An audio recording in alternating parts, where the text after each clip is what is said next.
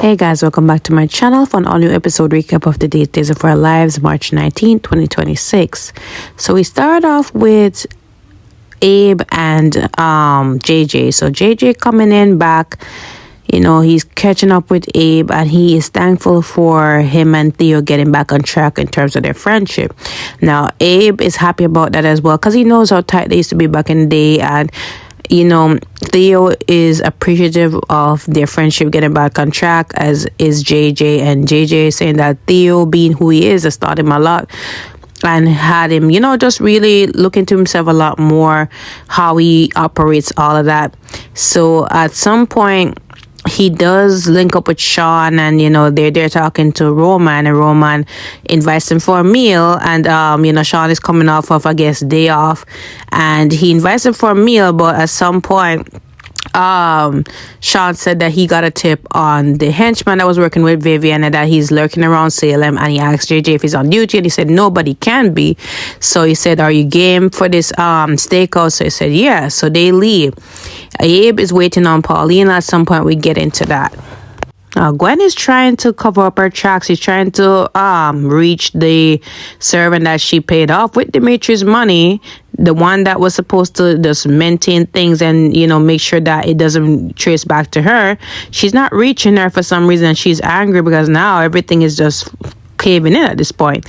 So EJ comes in and he's like, is that a way to, be happy for me coming back? Because she was worried about him as well. And, she said, I'm sorry that I'm not really in a happy mood.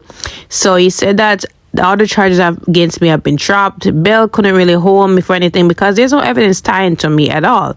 Now, she tells EJ about what's going on with her in terms of the ISA might be closing in on her, and she's trying to reach the person that she paid off, but they're not contacting her back. And now the fingerprints that they have found proves that, Dimitri was staying there. He's probably held captive there, and now it could be traced back. But she's assured that, okay, they can't really trace the money trail back to her directly or to them. And he said, you mean you? Because I wasn't a part of this. I told you that this was a bad idea, but you wouldn't listen to me.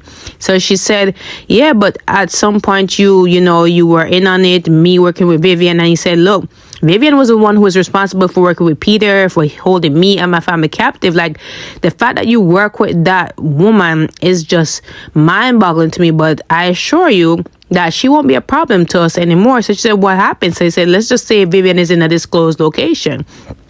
So undisclosed location. So at this point, we already know EJ has something to do with the disappearances of Vivian and Ivan, right? But he's upset at Gwen for her personal feelings towards Dimitri, bringing him back to destroy a wedding, which could definitely sabotage what they have in store in terms of, revolutionizing people coming back to the living, and also making them a pretty penny. Now, Gwen also asked about where Lexi is, and he said that she's in a different location, being taken care of. She also asked him if he has anything to do with Stephanie and Jeremy's kidnapping, and he said no, it was all Owen. He didn't even know that Rolf was a part of it. And she was like, you think that anybody would believe that? So he said, yeah, they had to believe that I had nothing to do with it. I'm not sure why EJ didn't tell Gwen that he wanted them disappeared for good so that it doesn't interfere with what he has planned in the secret lab. But yeah, this is EJ. Now, anyways, he did talk to Paulina, and he tells Paulina that Lexi is in a different location. She's been taken care of. Of course, she is stressed out about everything and keeping this from her husband. This is going to be a big mess when it's found out, because you know how Abe doesn't like secrets, especially from his own wife. Now, moving on. Leo is still distorted. He's discombobulated at this point because he's just putting his foot in his mouth, implicating Dimitri in this whole kidnapping of or disappearance of Vivian and Ivan. Now, Andrew wants to nail Dimitri regardless because he has a personal vendetta against him, understandably, because Dimitri posed as an ISA agent back in the day, and he had a lot of people in danger, held captive, including Andrew. And Andrew wants to get him back for that, even though, there is some evidence that could have pointed Dimitri to Vivian and Ivan's disappearance, because again, maybe they're trying to get them before they get them, if you know what I mean. And Leo just keeps talking about how he went in disguise and he was at the estate, and Vivian and Ivan were not there as they're supposed to at Stefan's grave site. And now I'm just thinking, hey, maybe that was motive for you to just enact this whole disappearance thing. Now Dimitri swears up and down he's not involved at all. He wasn't the same person he is back then. He's trying to prove his innocence. Andrew's not really, enthused to believe him. He's still waiting on DNA testing and all that. Even though they got the fingerprints and all that to confirm he was there, it still cannot trace back to Gwen and all that.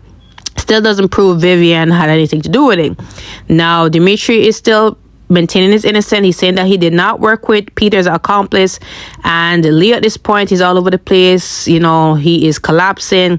Dimitri is asking Andrew to get him back to the States for medical attention because it's no good here. But, Andrew maintained that he might face charges for aiding and abetting. And Dimitri's like, there's no charge for that because I'm innocent.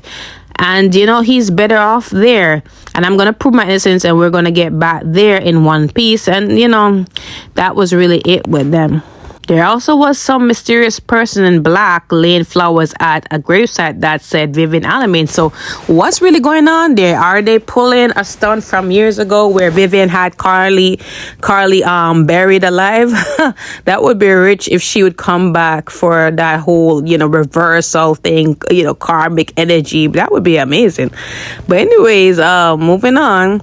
Paulina finally arrives because Abe is wondering why she's late. Maybe she's tied up at work as the mayor and all that. So she comes in, apologizes, said that she's been busy with EJ being released on the bogus charges and also the whole kidnapping thing. And Roman chimes in and Roman is like, I wonder who he was keeping in the pod. What is he up to this time? Do you have any ideas? So Paulina's like, I have no earthly clue, but we already know she does.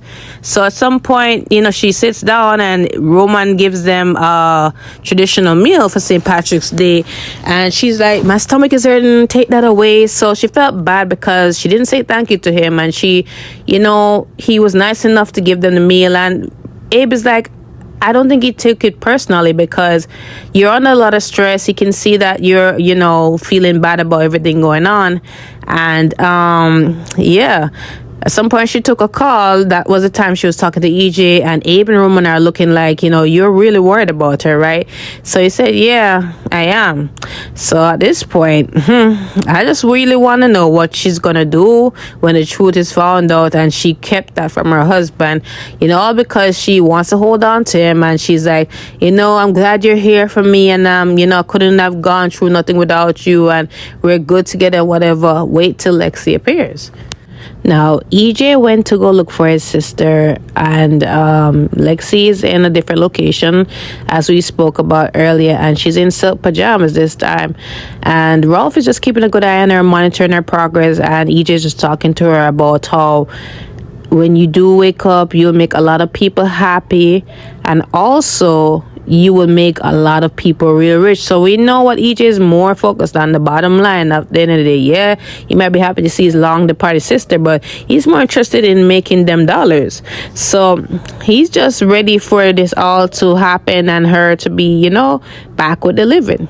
So back at the park off the square, Liam is just, walking by himself, and then he runs into Claude, who is after him because he opened up his mouth to the police and he was like, don't hurt me, I swear I didn't mean to do any of this, I have a son. He's just, pulling it all out, begging and pleading for him, to just save his life. And Claude is like, no, like, after what you did, you have to go down for this. And he paused when he said he had a son, but he think about it and he's like, I don't really care. I don't give a damn. So he was about to open fire, and that's when JJ comes in and he has his gun pointing at him, and it grazed Liam's arm. Liam ended up running into the square. He sees Ari, and Ari's like, we need to get you medical help. And he's like, no doctors, no police. So she said, all right, let's go somewhere else. So back to the scene of the crime. Sean comes in the middle of JJ and Claude with their guns pointed to each other, and poor Sean was ended up on the floor along with Claude. Claude is shot. I don't know if he is deceased, but Sean is over there, unconscious, and JJ is like, hold on, help is on the way. So I hope Sean is not getting killed off, because boy, this is a horrible way to do it. Oh my gosh. Well, let me know, guys. Comment below your thoughts on today's episode. At least JJ is in a better storyline. They needed to use him up for something, because it's been decades and they just like have him as a stand-in man, nothing else.